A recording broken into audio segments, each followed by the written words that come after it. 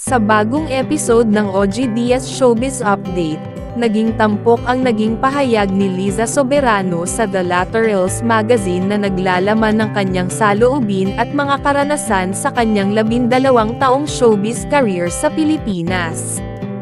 Ayon kay Liza, tila hindi siya nakapagdesisyon sa loob ng kanyang showbiz career sa bansa at hindi siya nabigyan ng sapat na laya upang maipahayag ang kanyang opinyon o saloobin. Bilang dating manager ni Liza, nagbigay ng kanyang reaksyon si OG Diaz ukol dito. Ayon kay OG, hindi niya iniimbalido ang nararamdaman ni Liza at binigyang diin na kung iyon ang naramdaman ng aktres, dapat itong igalang. Panig naman ni Liza yun sa pakiramdam ni Liza, na siya ay hindi binigyan ng laya na makapagdesisyon after 12 years. Alam mo, hindi natin ay invalidate kung ano yung sinabi ni Liza. Kung yun ang naramdaman niya, bigay natin sa kanya yun, ani OG. Ipinaliwanag din ni OG na sa kanyang kaalaman, hindi ganon ang nangyari. Ayon sa kanya, lahat ng proyekto at desisyon ay inilalatag kay Liza at siya ang nagdedesisyon kung ano ang tatanggapin. Alam mo, nilalatag sa kanya lahat yan. So nasa kanya na. Gusto mo ba to si letter A? Ayaw ko yan. Meron pa bang iba? Si B gusto mo? Ayaw ko yan. Si C, ayaw ko yan. Ano yung pwede mong i-suggest na pasok sa kanilang requirement? Ganun kami, giit pa niya.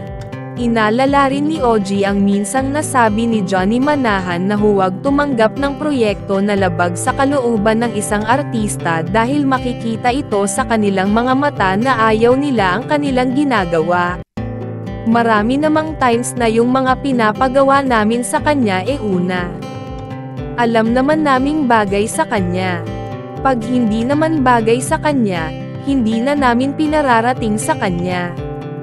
Samin palang harang na namin yon, ng Star Magic, dagdag pa ni OG. Si Liza Soberano ay isang Filipina model at aktres na sumusubok ngayon ng kapalaran sa Amerika, partikular na sa Hollywood. 10 taon din na mayagpag ang kanyang career sa Pilipinas kung saan naging ka-love team niya ang kanyang boyfriend na si Enrique Hill.